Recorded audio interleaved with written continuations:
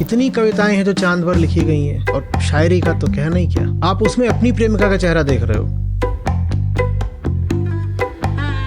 और इसी में ज्ञानियों की विरलता होती है, उनका निरालापन होता है कि बहुत बड़ा काम कर जाते हैं पर इतनी सरलता से कि पता ही नहीं चलता कि काम इतना बड़ा था। महाराज महाराज, चोरी के धंधे में बड़ा घाटा चल रहा है, पेट्रोल में मिट्टी का तेल मिला रहे थे, पुलिस की रेड पड़ गई, पकड़े गए। महाराज महाराज, ग्रह दशा कब ठीक होगी? ये मेरे पास इस प्याले में चाय रखी हुई है और ये मुझे पसंद नहीं आ रही। ठीक है, मान लो आप मुझे मैं इसको देख रहा हूँ और खूब लार बहा रहा हूँ, काश ये मिल जाए, काश ये मिल जाए। हा, क्या इसका देखो कैसा बढ़िया गोल गोल आकार है, क्या सुराही बनी बैठी है ये। पता नहीं क्या होगी इसके भीतर खास चीज। एक बार ये जिंदगी में आ गई तो 4 चांद लग जाएंगे। जीवन में जो कुछ भी होता है वो ये तू मैं, उससे रिश्ता बनाने के 4-5 तलों की आज हम बात करेंगे। और हर तल रिश्ते का द्योतक है अहंकार के एक तल का, क्योंकि रिश्ता तो अहंकार ही बनाता है ना।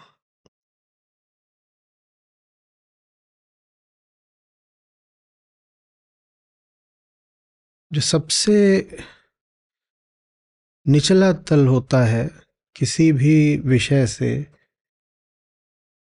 दृश्य से, व्यक्ति से, वस्तु से रिश्ता बनाने का, वो होता है तल कल्पना का। तो चंद चढ़ा कुल आलम देखे, चांद है, और चांद उस दिन से है जिस दिन से मनुष्य की चेतना है। आदिमानव भी चांद को देखता था तो बड़ा विस्मय करता था, लेकिन चांद के विषय में उसने कोई जिज्ञासा नहीं करी। करी भी होगी तो उस समय के कुछ छिटपुट लोगों ने करी होगी, जिसका कोई वृतांत नहीं मिलता और जो बात बहुत आगे तक नहीं जा पाई। तो चंद्रमा का तथ्य क्या होता है, ऐसी कोई बात सामने आई नहीं। चांद मनुष्यता के लिए एक जबरदस्त विषय तो रहा अति प्राचीन काल से, लेकिन आप अगर उन लोगों से पूछें जो आज से 20,000 साल पहले के या 50,000 साल पहले के या लाख साल पहले के हैं, आप उनसे पूछें चांद क्या है, तो आपसे चांद के बारे में कुछ कहानियां कह देंगे। ये रिश्ता बनाने का सबसे निचला तल होता है। न उसको जाना, न इसको जाना, न दृश्य को जाना, न दृष्टा को जाना, और कहानियां बना दी, मिथ। चंदा मामा दूर के, पुए पकाए पूर के, आप खाएं थाली में और मुन्नी को दें प्याली में। चंदा मामा, चंदा मामा। बात थोड़ी मीठी हो सकती है, बात में हो सकता है बहुत अगर खनन खुदाई की जाए तो कुछ सार भी निकल आए, लेकिन ले देखे बात पूरी काल्पनिक है। ये रिश्ता बनाने का सबसे निचला तल है, सबसे आरंभिक। और इस तल कुछ हद तक स्वीकार सिर्फ तब करा जा सकता है जब और कोई साधन ही ना हो। तो जैसे आप आदिमानव को ले लें, तो उसके मामले में ये बात स्वीकार करी जा सकती है कि ज्ञान नहीं था, साधन नहीं थे, प्रयोगशालाएं नहीं थीं, पीछे की पीढ़ियां नहीं थीं जिन्होंने जानकारी आगे सौंप दी हो। तो बेचारे को क्या पता, तो वो ऐसे चांद को देखता था, तो चांद को लेकर के कहानियां बनाता था। और भारत हो, चीन हो, यूनान हो, जितने भी पुराने लोग हुए हैं, सब में चांद को लेकर के सैकड़ों हजारों कहानियां हैं, मान्यताएं, मिथ। सिर्फ यदि चंद्रमा को ही ले लिया जाए तो चंद्रमा से संबंधित मान्यताओं से इतनी किताबें भर जाएंगी कि हमारी मेज कम पड़ जाए, क्योंकि जबरदस्त चीज है ना चंद्रमा। रोज आकर रात में आकाश को आभा दे जाता है। और सूरज की तरह नहीं है कि उससे आंख मिलाने में आंख घबरा जाए। चांद से आंखें मिलाई जा सकती हैं। और सूरज की तरह नहीं है कि बिल्कुल सुनिश्चित, इतने बजे निकलता है, इतने बजे ढलता है, इस दिशा से आता है, इस दिशा को जाता है, और ये लगभग उसका आकार है, साल भर वैसा ही रहता है। चांद की तो कलाएं होती हैं। हर 15 दिन में पूरा मामला उलट जाता है। 15 दिन हम क्या कह रहे हैं, मामला रोज ही बदल जाता है। तो चांद बड़ा विस्मित करता रहा, और जब चांद विस्मित करता रहा तो हमने चांद को लेकर के कल्पनाएं बना ली। ये दूसरे से रिश्ता बनाने का, हम कह रहे हैं, सबसे आरंभिक तल होता है।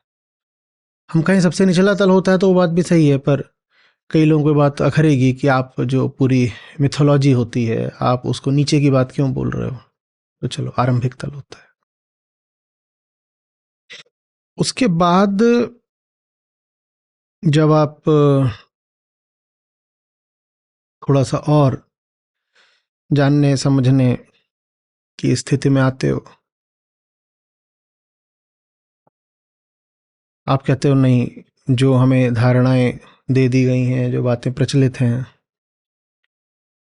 हम बस उनको नहीं मानेंगे, क्योंकि मिथ जो होती हैं सामाजिक होती हैं, पारंपरिक होती हैं।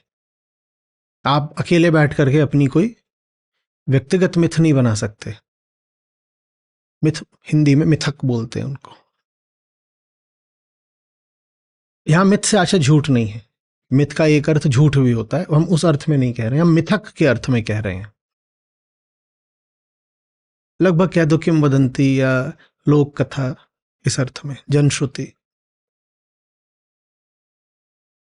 तो ये सामाजिक होती है, पारंपरिक होती है, सार्वजनीन होती है। सब लोग एक ही बात मान रहे हैं। चंदा मामा दूर के चंदा मामा है, चंदा मामा ये नहीं कि सिर्फ शिवा के मामा है, वो आरती के भी मामा हैं, वो बगल के गांव वाले के भी मामा हैं, वो बगल में जो देश है, हो सकता है वहां के लोग भी मामा ही बोलते हो।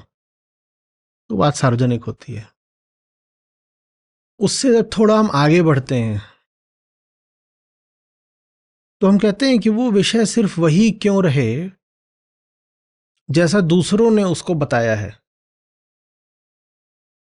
हमारा उससे कोई निजी रिश्ता नहीं हो सकता क्या? वो निजता बहुत सतही है, बहुत शुरुआती है, पर फिर भी ये निजता का आरंभ बात को आगे चलकर दूर तक ले जाता है। उस निजता की शुरुआत होती है भावना से।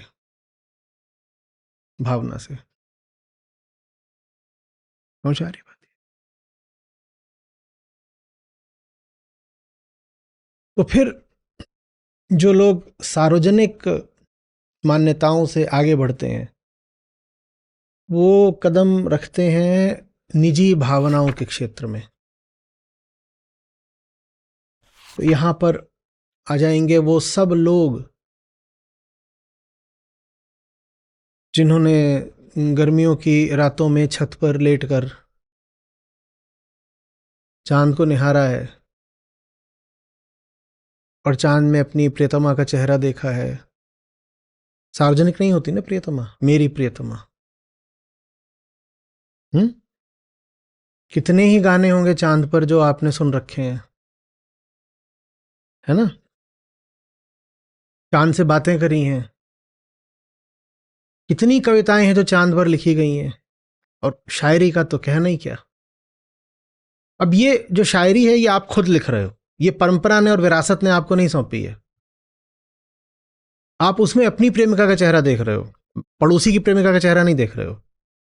तो ये बात कुछ हद तक निजी हुई, और निजता की शुरुआत अहम के आत्मा की तरफ बढ़ने की शुरुआत होती है, क्योंकि अहम पूरी तरह से बिखरा हुआ होता है, प्राकृतिक होता है। प्राकृतिक माने सार्वजनिक, जो सबके लिए है।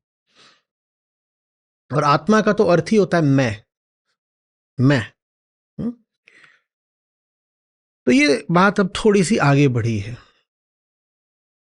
आप ये नहीं कह रहे कि चांद वही है जैसा सबने जाना, आप कह रहे हो नहीं, मेरा चांद से एक व्यक्तिगत भी संबंध हो सकता है। मैंने पूछा चांद से कि देखा है कहीं, अभी बात शुरू हो गई, चांद से बातचीत हो रही है काल्पनिक ही पर निजी हो गई है। मिथक में काल्पनिक होता है और सार्वजनिक होता है। भावना जो है वो भी है काल्पनिक ही, पर मामला अब निजी हो गया है। मैंने पूछा चांद से कि देखा है कहीं मेरे यार सा हंसी, चांद ने कहा चांदनी की कसम नहीं नहीं नहीं, मतलब चांद सी महबूबा हो मेरी, मैंने कब सोचा था। हुँ? पर तुम बिल्कुल वैसी हो जैसा मैंने सोचा था। तो मामला बिल्कुल अब क्या होता जा रहा है, व्यक्तिगत होता जा रहा है। लेकिन सत्य से तो कोसों दूर है, बहुत दूर की बात है। पर अहंकार चलो थोड़ी तो प्रगति करा। उसके बाद आप तथ्यों में प्रवेश करते हैं। तो कल्पना, चांद आपकी कल्पना हो सकता है। भावना, चांद आपकी भावना हो सकता है। और फिर आता है विज्ञान। वहां चांद आपके लिए जो पूरी लूना सीरीज थी वो हो सकता है।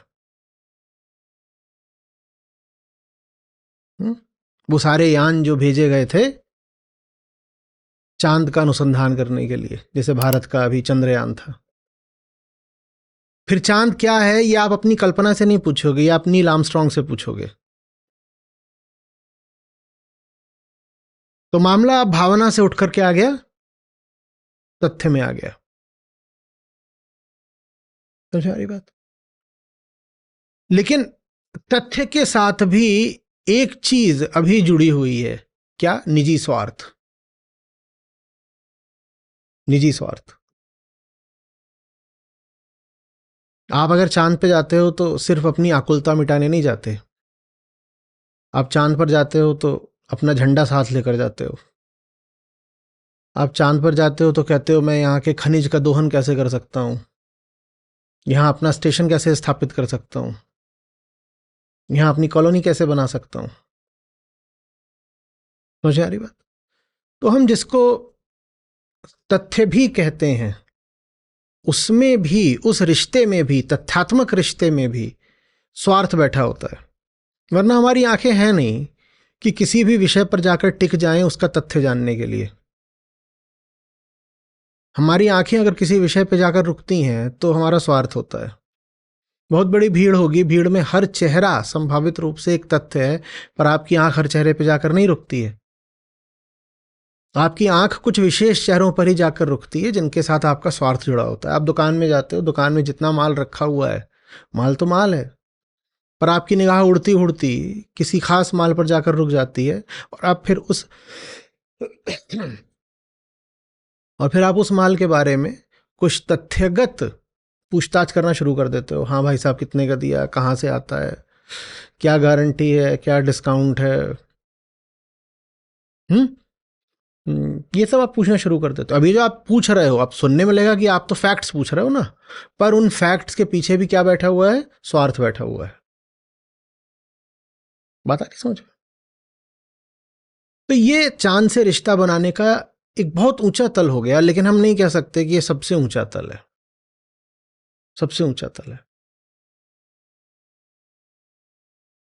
समझ आ रही बात। अब जो उच्चतम हो सकता है उसको आज हमारे सामने रखा जा रहा है।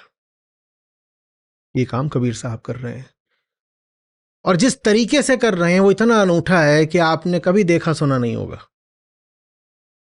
तभी तो हम कहते हैं वारी जाऊं मैं सदगुरु के। वो कुछ ऐसा करके दिखा देते हैं जो ना मिथक के बस का है, ना भावना के बस का है, ना विज्ञान के बस का है। मिथक आपको कल्पनाओं में ढकेल देता है, भावना आपको जंजीरों में बांध देती है, और विज्ञान तथ्यों की बात करता है, पर विज्ञान में भी स्वार्थ छुपा रहता है।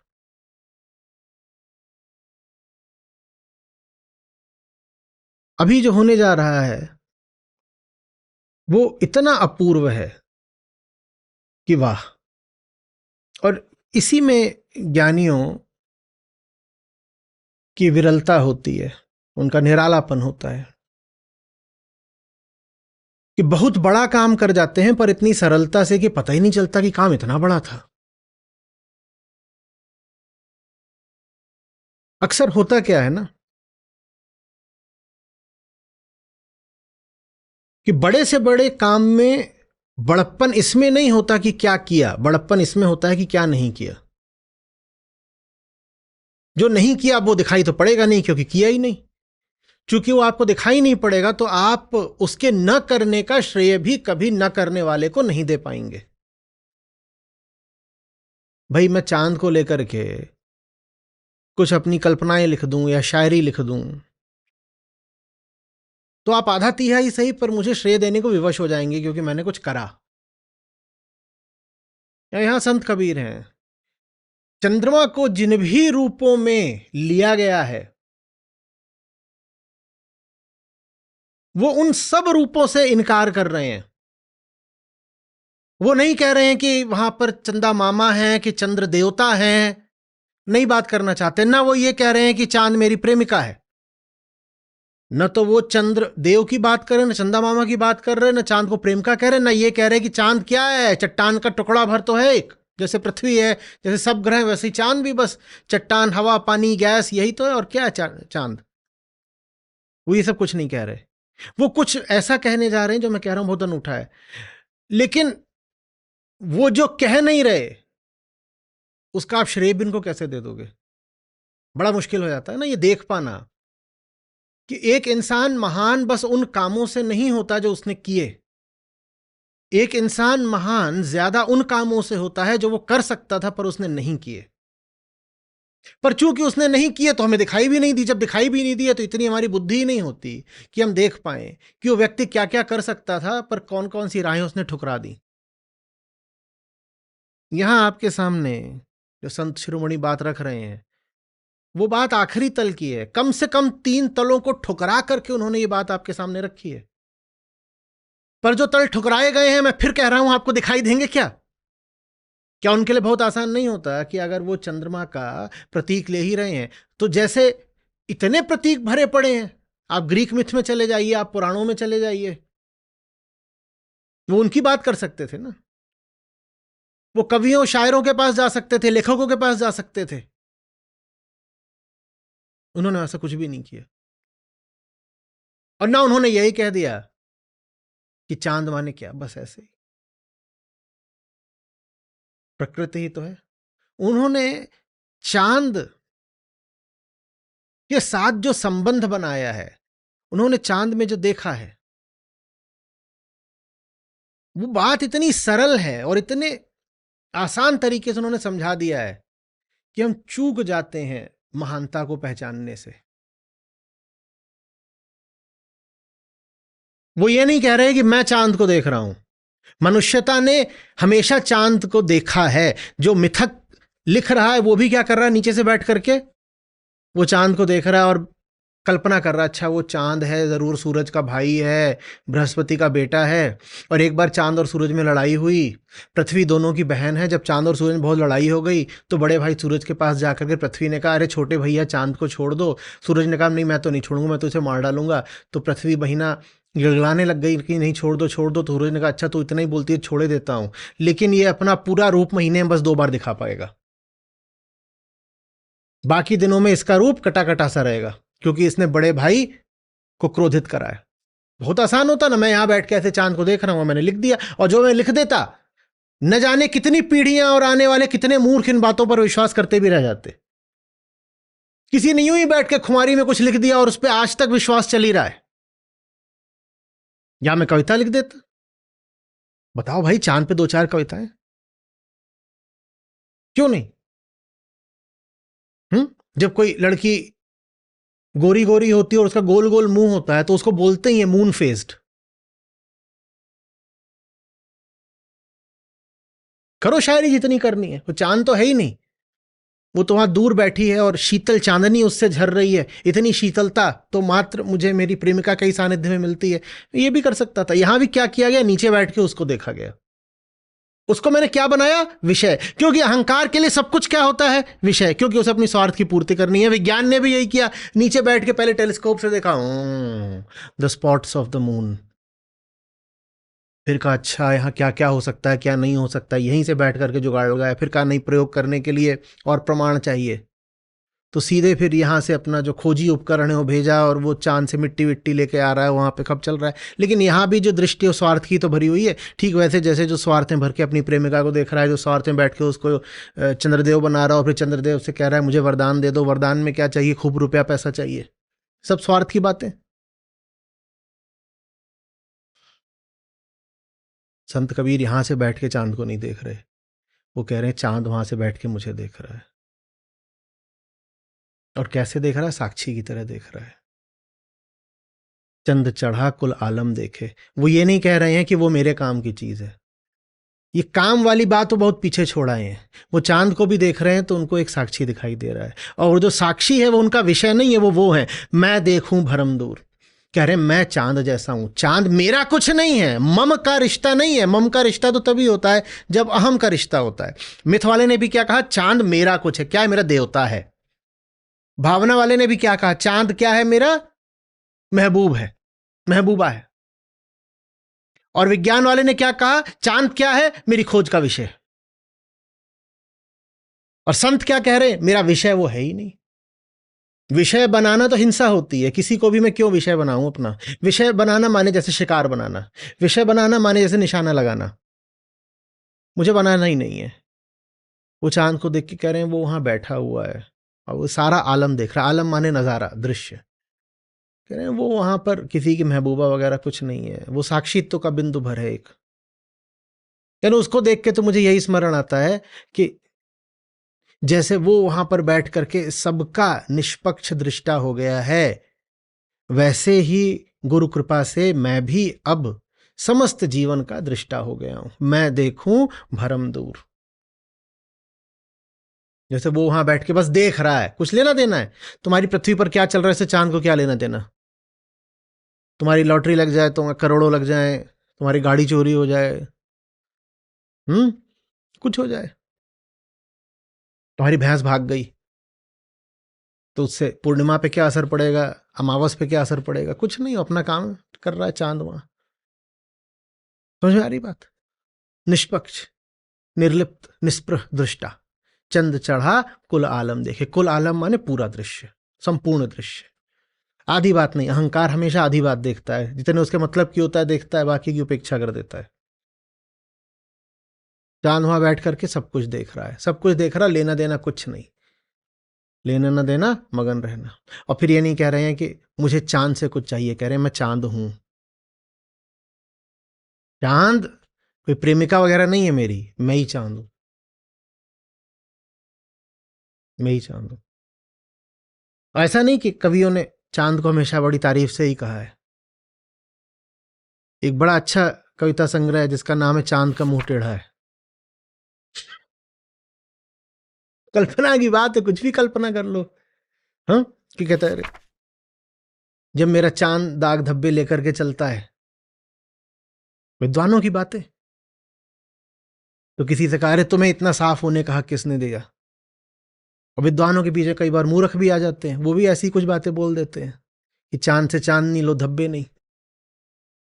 सबकी अपनी अपनी बात, अपनी अपनी कल्पनाएं, जिसने जैसे चाहा वैसे बोल दिया। आ रही बात। कह रहे हैं मुझे कुछ नहीं बोलना उसके बारे में।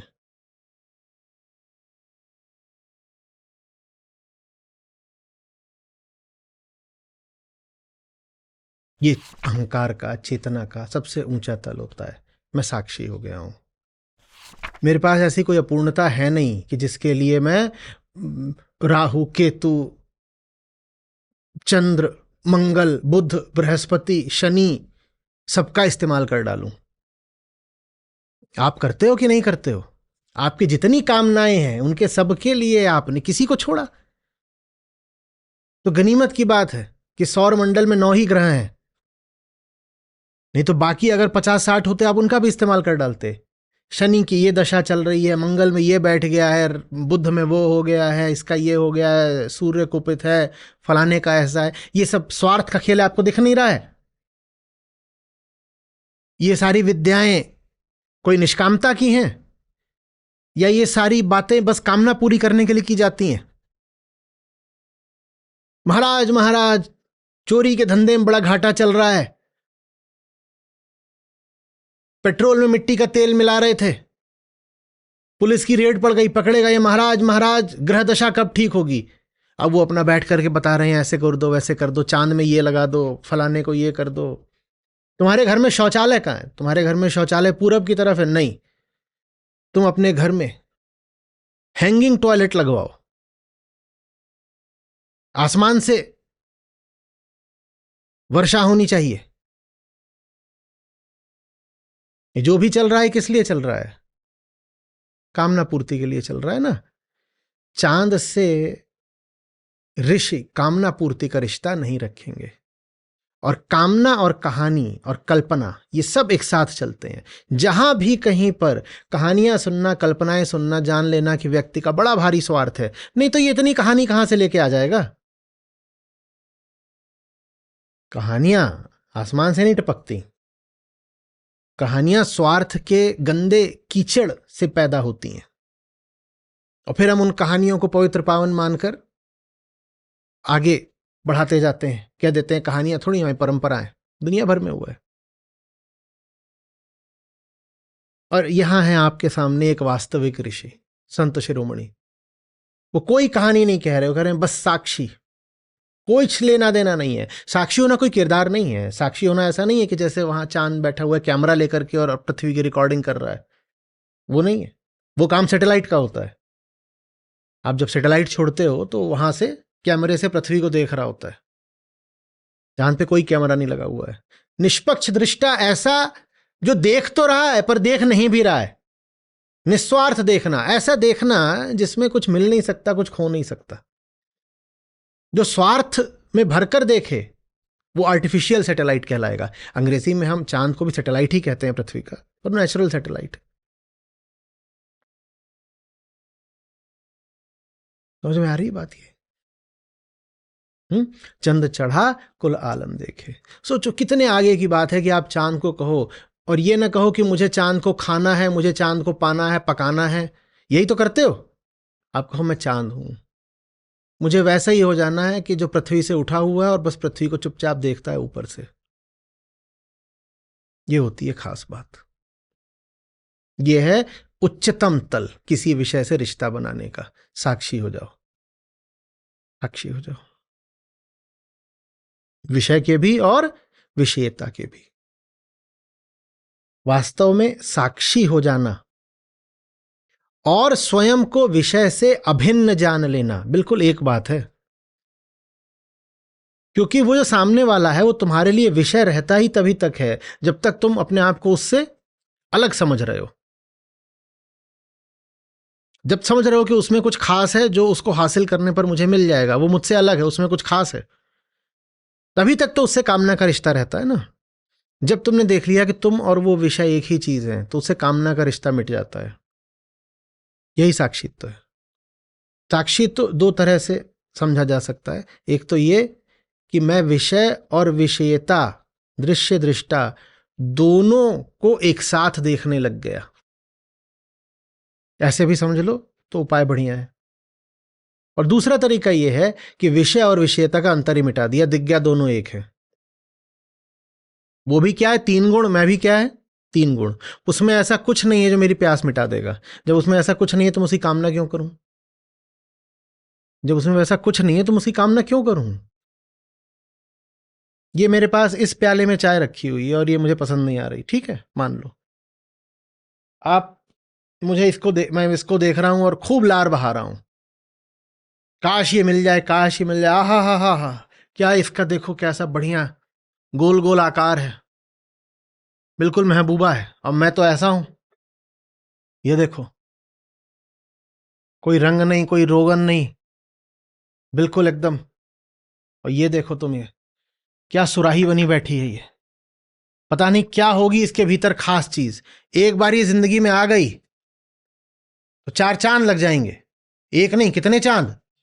चार चांद। अब देखो, चार चांद, ये होती है कवियों की कल्पनाएं। चार चांद लग जाएंगे जिंदगी में, एक बार ही आ गई तो। अब मैं ये हूं, और मुझ में जो भरा हुआ है वो मुझे असंतोष से भर रहा है। मुझ में जो भरा हुआ है उसमें ठंडक और बेस्वादगी के अलावा कुछ नहीं है।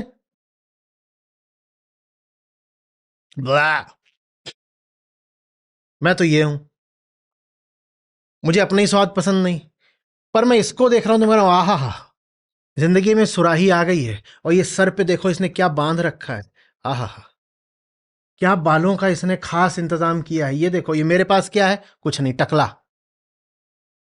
कुछ भी नहीं। और यहां क्या है?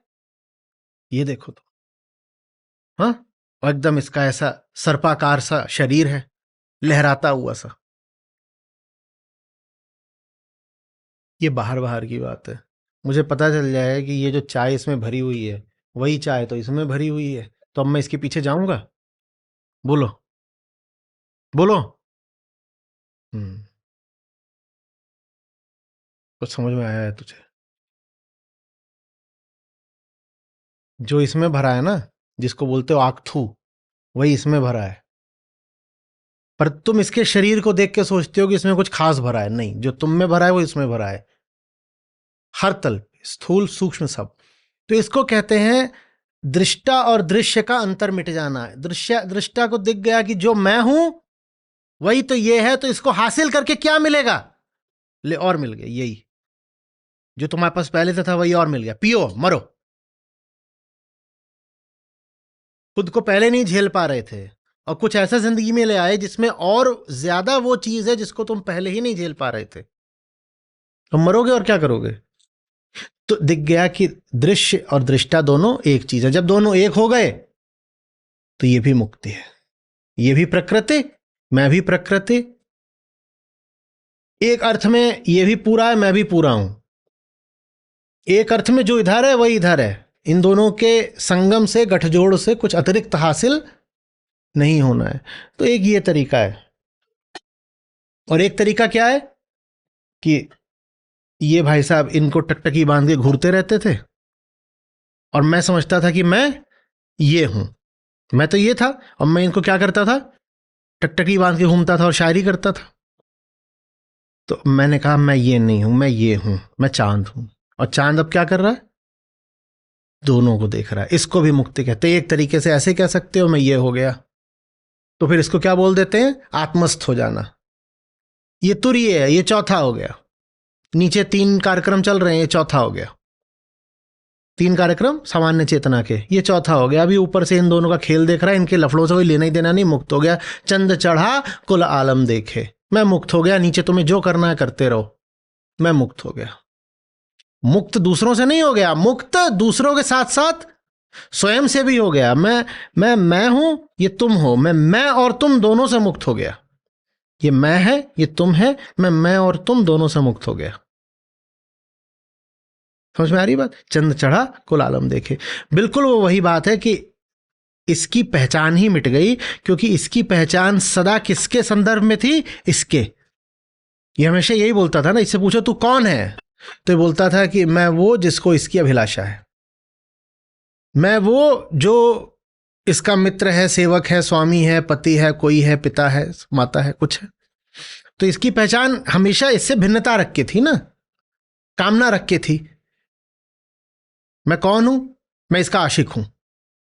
अगर दिख गया कि ये और ये एक हैं, तो फिर इन दोनों में जो भिन्नता है वो समाप्त हो गई। जब भिन्नता समाप्त होगी तो यही समाप्त हो गया। विषयता की, विषय से जो भिन्नता है, काल्पनिक भिन्नता है, वो भिन्नता ही विषयता को जिंदा रखती है। जब दिख गया कि मामले में कोई भिन्नता है नहीं, तो ये दोनों की जो भिन्नता है समाप्त हो गई, तो यही समाप्त हो गया। इसको समाप्त करने का एक तरीका ये हुआ, हमने कहा कि ये दोनों एक हो गए। और दूसरा ये हुआ कि मैं अब ये हूं ही नहीं, मैं अब ये हूं। चंद चढ़ा कुल आलम देखे, मैं ऊपर से देख रहा हूं इन दोनों को अपना खेल चलाने दो। समझ में आ रही बात? ये तो ये सिर्फ गाने की बात नहीं है कि रस विभोर हो गए और अपना लगे गाने चंद चढ़ा कुल आलम। ये गजलें नहीं है। वैसे कबीर साहब को इतिहास की पहली गजल लिखने का भी श्रेय दिया जाता है। वे पूछे दुनिया में पहली गजल किसने लिखी थी, वो भी इन्होंने लिखी थी। कौन सी वो गजल है आप खोज के लाएंगे, गा के सुनाएंगे। उसकी मैं बहुत बार चर्चा कर चुका हूं, शायद उस पर बोल भी खूब चुका हूं। तो ये बात बस गजल जैसी नहीं है कि आप लोग गाना शुरू कर दो कि देखिए समझो कि ऊपर से अलग हो करके देखने का अर्थ क्या है। चंद चढ़ा कुल आलम देखे, और ये भी समझो कि कितनी जबरदस्त चेतना चाहिए चांद को वैसे देखने के लिए जैसे कबीर साहब ने देख लिया। चांद को तो सबने देखा है, हम कह रहे हैं आदि मानव से लेके आज तक सब चांद को घूरे ही जा रहे हैं, पर ऐसे किसने देखा है कि चांद कौन है? चांद साक्षी है, चांद आत्मा है। किसने देखा? तो बहुत लोगों को मैंने देखा है, वो जब बोलना होगा तो ऐसे कह देंगे कि जब भी किसी आध्यात्मिक व्यक्तित्व की बात आएगी तो कभी उनके नाम के साथ श्री लगाएंगे, कभी जी लगाएंगे, कभी कुछ लगाएंगे। लेकिन जब संत कबीर की बात आती है तो कह देते हैं कबीर। क्यों कह देते हैं? क्योंकि सीधे थे, सरल थे, क्योंकि अपनी श्रेष्ठता स्वयं ही नहीं बखारते थे। कबीर। और जिस तल से वो बात कर रहे हैं, ये कहने में मुझे कोई संकोच नहीं है, उस तल से ऊंचे आध्यात्मिक व्यक्तित्व ने बात नहीं करी है। जिनको आप बहुत ऊंचा मानते हो उनसे भी 2 सीढ़ी ऊपर बैठे हुए हैं कबीर साहब। और चूंकि वो इतना ऊपर बैठे हुए हैं इसीलिए हम उनकी महानता को पहचान ही नहीं पाते। कोई थोड़ा बहुत महान हो तो हमारी पकड़ में आ जाता है, लपेट में आ जाता है, सीमा में आ जाता है, हमारी रेंज में आ जाता है। पर जब कोई उतना ऊपर चढ़ जाता है ना तो हमारी समझ में नहीं आता, फिर वो हमारे लिए कबीरा हो जाता है। जैसे हिंदी फिल्मों में वो कबीरा मान जा, वो फकीरा मान जा।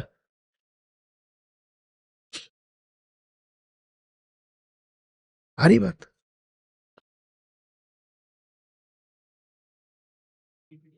कबीर नाम से। हाँ।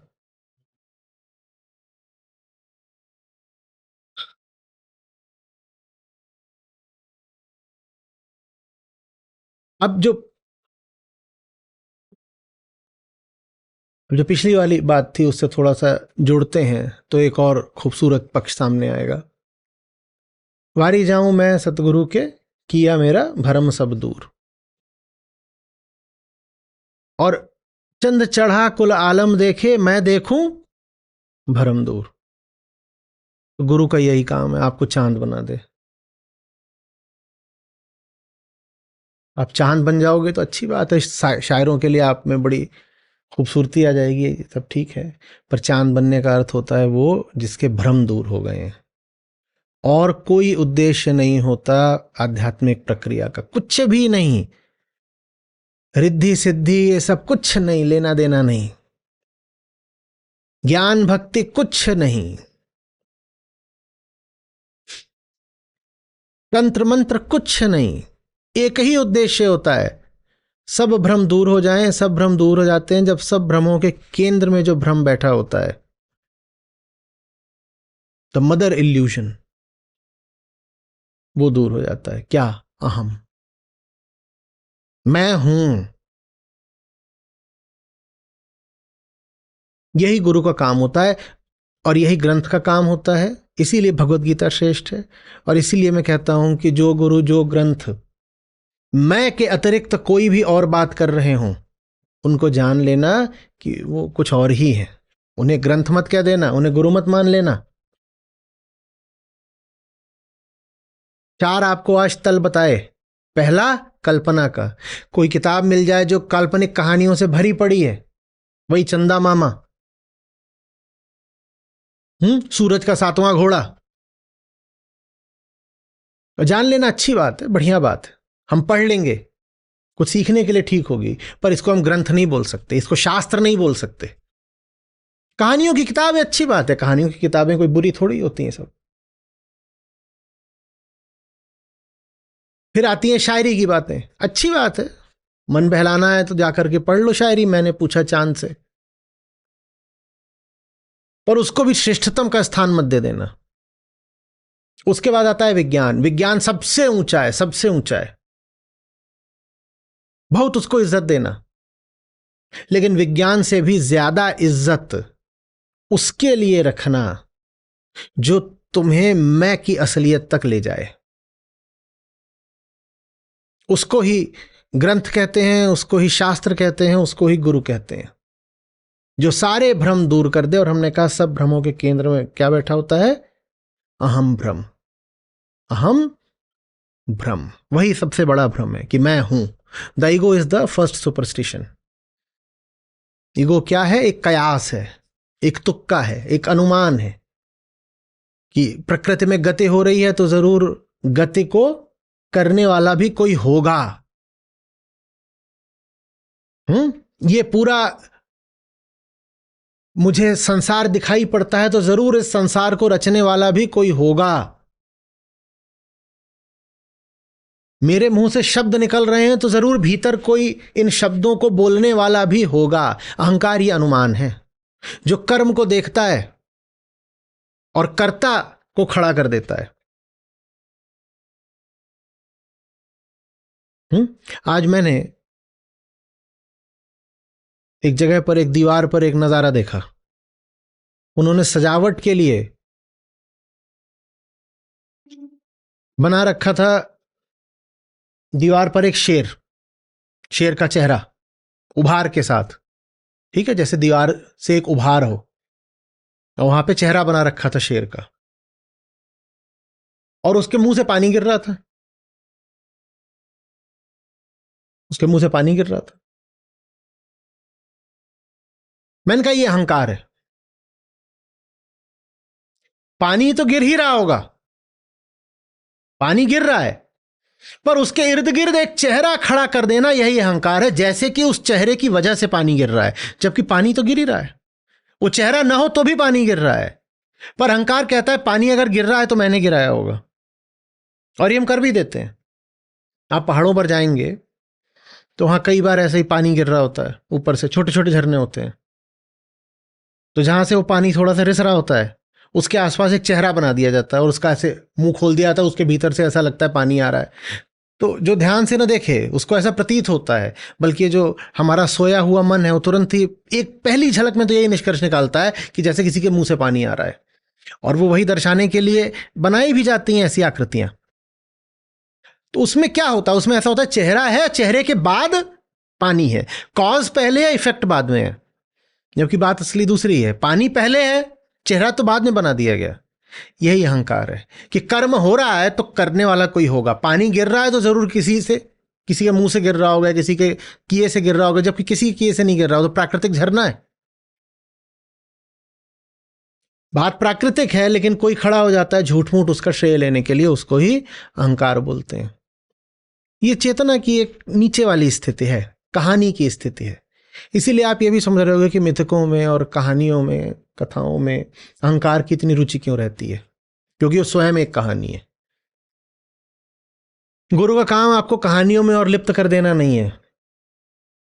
गुरु का काम आपको भावनाओं में बहाना भी नहीं है कि गुरु जी के पास गए और बार बार भाव शब्द की बहुत बात कर रहे हैं। जो व्यक्ति भाव शब्द की बहुत बात करता हो वो किसी हालत में गुरु होने योग्य नहीं है।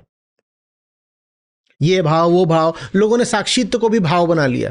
न जाने कितनी बार आकर मुझसे कहा साक्षी भाव में कैसे जाएं, बताइए साक्षी भाव। जो व्यक्ति साक्षी भाव जैसा शब्द इस्तेमाल कर सकता है उसको कभी गुरु मत मान लेना। भावों का साक्षी हुआ जाता है, साक्षी होना अपने आप में थोड़ी कोई भाव है। भाव हो, विचार हो, इन सब का साक्षी हो जाते हैं। चंद्र चढ़ा कुल आलम देखे, भावना साक्षी होना कोई भावना थोड़ी ही है। तो जो कहानियों में ढकेल रहा हो वो ग्रंथ शास्त्र नहीं, जो कहानियों में ढकेल रहा हो वो व्यक्ति गुरु नहीं, जो भावनाओं में ढकेल रहा हो वहां भी न ग्रंथ है न गुरु है। और जहां बात ऐसे की जा रही हो कि ये जो भौतिक जगत है ये बिल्कुल असली है और तुम्हारा काम है इस भौतिक जगत को देखना ताकि तुम्हारी कामना पूर्ति हो सके, ये विज्ञान का तरीका है। ये बाकी दोनों तलों से तो ऊंचा है पर यह भी आखिरी नहीं, क्योंकि यहां भी तुम जगत को देख रहे हो किस दृष्टि से, कामना की दृष्टि से, और जो कामना पालता रहेगा वो दुखी रहा आएगा। भूलना नहीं, बुद्ध के जो दूसरे और तीसरे आर्य सत्य थे, भूलना नहीं कि कामना दुखों का मूल है और मात्र कामना को ही हटाकर, कामना के निरोध से ही दुखों से मुक्ति पाई जा सकती है। और फिर आगे उन्होंने अष्टांग मार्ग बताया हुआ है। जो कामना को पकड़े हुए है वो दुख को पकड़े हुए है। तो वास्तविक गुरु कौन है? वारी जाऊं मैं सतगुरु के। वास्तविक गुरु कौन है? जो भ्रम दूर करता है, जो आपको भावनाओं में बहा दे। कह रहे गुरु जी के पास बैठते हैं, बस ऐसी कहानी सुनाते हैं, आंखों से टप टप टप टप टप आंसू बहने लग जाते हैं। वो कुछ नहीं है। कहानीकार अच्छे होंगे, हम उन्हें कहानीकार होने का श्रेय दे सकते हैं, पर गुरु मत कह देना। जो आप में भावनाओं का ही संचार कर दे, काहे का गुरु? गुरु होने का अर्थ यह भी नहीं है कि जो आपकी भावनाओं को सुखा दे, लेकिन भावना का संचार करना गुरु का काम नहीं है। गुरु का काम है कि आप भावनाओं को भी जान जाओ, भावनाओं को लेकर आप में जो भ्रम है वो दूर हो जाए। किया मेरा भरम सब दूर। हमें भावनाओं को लेकर भी तो बहुत भ्रम है। हम कहाँ जानते हैं भावना क्या चीज होती है? जो आपके भीतर भावना को लेकर के जितनी गलतफहमी है उसको हटा दे। भावना को नहीं मार दे, भावना रही है, हमें क्या लेना देना। चंद्र चढ़ा कुल आलम देखे, भावनाओं का आलम भी देख रहा है, भावनाओं को मिटा नहीं रहा है, पर वो भावनाओं को उच्चतम स्थान भी नहीं दे रहा है। न भावना को मिटा देना है, न भावना को इतना उच्चतम स्थान दे देना है, कहना कि यार बस भाव होना चाहिए, भाव होता है तो भगवान मिल जाते हैं। भगवान तो भाव से मिलते हैं ना। एक से बढ़कर एक कहते भगवान भाव के भूखे हैं, और थोड़ा तो उनसे आगे होंगे वो फिर जैसे कहा हमने वो साक्षी भाव वगैरह की बात करना शुरू कर देंगे। ये सब कुछ नहीं, बेकार की बातें। और जो इनको छोड़ते हैं वो फिर अपने आप को कह देते हैं साहब हम तो वैज्ञानिक मार्ग के, हम तो नास्तिक हैं, हम कल्पनाओं और भावनाओं में नहीं जीते, हम तथ्यों में जीते हैं, हम तो नास्तिक हैं, हमारा रास्ता विज्ञान का है। नहीं, तुम ऊंचे हो, पर तुमसे ऊंचा भी अभी कुछ है। तुमसे ऊंचा है शुद्धतम अध्यात्म। कल्पना और भावना से ऊंचा है विज्ञान, पर विज्ञान से भी ऊंचा है अध्यात्म। लेकिन मात्र अध्यात्म ही विज्ञान से ऊंचा है। जो प्रचलित धर्म है ये निश्चित रूप से विज्ञान से बहुत बहुत नीचे है, क्योंकि प्रचलित धर्म तो बस कहानियों और भावनाओं का ही नाम है ना। और कहानियां और भावनाएं जिनसे लोक धर्म बनता है ये विज्ञान से बहुत नीचे की बात है। इसीलिए जब भी विज्ञान और लोक धर्म आमने सामने आते हैं, लोक धर्म मुंह की खाता है। इसीलिए जो लोक धर्म वाले भी होते हैं जाते हैं अपना ऑपरेशन कराने किसी अच्छे अस्पताल में, मंदिर नहीं जाते, मस्जिद नहीं जाते। हां, इतना जरूर है कि अस्पतालों में भी वो एक प्रार्थनालय बनवा देते हैं। जब भी विज्ञान और लोकधर्म आमने सामने आएंगे, लोकधर्म मुंह की खाएगा, क्योंकि लोकधर्म किससे बना है? कल्पना और भावना से। और कल्पना और भावना तथ्य से नीचे की बात होते हैं। विज्ञान तथ्यों पर चलता है। लेकिन विज्ञान से भी ऊपर क्या है? अध्यात्म। क्योंकि विज्ञान सब कुछ हटा देने के बाद भी, कल्पना भावना इत्यादि कचरा हटा देने के बाद भी एक द्वैत में तो विश्वास करता ही है ना। The object and the subject. I am conducting experiments on the object. ये द्वैत तो अभी विज्ञान पकड़ के रखता है। विज्ञान भी नहीं जानता कि साक्षी क्या है। विज्ञान भी पूरे तरीके से निष्काम होने को नहीं जानता है। इसीलिए विज्ञान से ऊंचा है अध्यात्म। धर्म नहीं है, लोक धर्म नहीं है विज्ञान से ऊंचा, अध्यात्म है विज्ञान से ऊंचा। तो जब भी कभी लोक धर्म और विज्ञान के मध्य ठनेगी तो मैं किसके पक्ष में खड़ा रहूंगा? विज्ञान के। पर कभी विज्ञान और अध्यात्म के मध्य ठनेगी तो मैं कहूंगा विज्ञान में भी एक अंधविश्वास है, मैं तो अध्यात्म के साथ हूं। विज्ञान में क्या अंधविश्वास है? मैं तो विज्ञान में है ही ना, मैं हूं खोजने वाला, तो अहंकार तो विज्ञान में मौजूद है ना। तो एक आखिरी अंधविश्वास तो विज्ञान में भी मौजूद है। तो अगर विज्ञान और अध्यात्म आमने सामने आएंगे तो उसमें श्रेष्ठ कौन है? फिर अध्यात्म। लेकिन अगर विज्ञान और लोकधर्म आमने सामने आते हैं तो लोकधर्म को छोड़ के तत्काल विज्ञान की शरण में चले जाना। समझ में आ रही बात? वारी जाऊं मैं सतगुरु के, वारी जाऊं मैं सतगुरु के, किया मेरा भरम सब दूर, किया मेरा भरम सब दूर। छंद चढ़ा कुल आलम देखे, चंद चढ़ा कुल आलम देखे, मैं देखूं भरम दूर। हुआ प्रकाश आस गई दूजी, हुआ प्रकाश आस गई दूजी,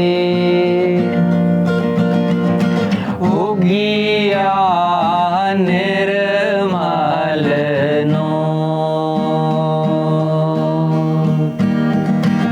उगिया निर्मल नो। माया मोहत मेरे सब नाशा, माया मोहत मेरे सब नाशा, पाया हाले हुजूर, पाया हाले हुजूर। विषय विकार लार है जीता, विषय विकार लार है जीता, किया सब कुछ दूर, किया सब कुछ दूर। पिया पियाला सुध बुध विसरी, पिया पियाला सुध बुध विसरी, हुआ चकनाचूर,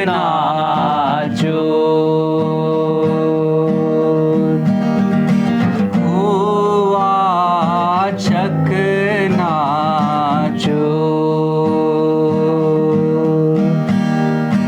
वारी जाऊं मैं सतगुरु के, वारी जाऊं मैं सतगुरु के, किया मेरा भरम सब दूर, किया मेरा भरम सब दूर।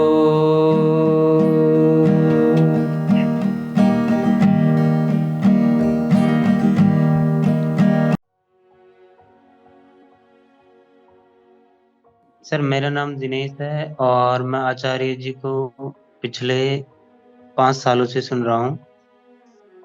आचार्य जी को सुनने के बाद मेरे जीवन में काफी स्पष्टता आई है, चीजें समझ में आने लगी है।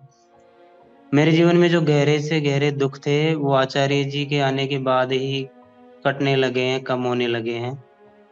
मन में जो उलझन, मन में जो रोग थे वो भी आचार्य जी को सुनने के बाद ही कम होते जा रहे हैं। इसके लिए आचार्य जी को और पूरी पीएएफ टीम को मेरी तरफ से बहुत बहुत धन्यवाद। इसके अलावा आज के सत्र से मैंने सीखा कर्म संन्यास। कर्म संन्यास के बारे में सर ने बताया कि शरीर व समाज ने जो कर्तव्य हमें बता दिए हैं उनका विसर्जन कर देना है। खोटे जो कर्म हैं उनका विसर्जन कर देना है, उनसे इतिश्री कर लेनी है। हमें मुक्ति के केंद्र से बड़ी मौज में कर्म करना है, और जब मुक्ति के केंद्र से हम कोई काम करते हैं तो उसी में परिणाम निहित होता है। उसमें जो मौज है वही परिणाम है। फिर हमें मौज के लिए कर्म के परिणाम पर निर्भर नहीं रहना पड़ता।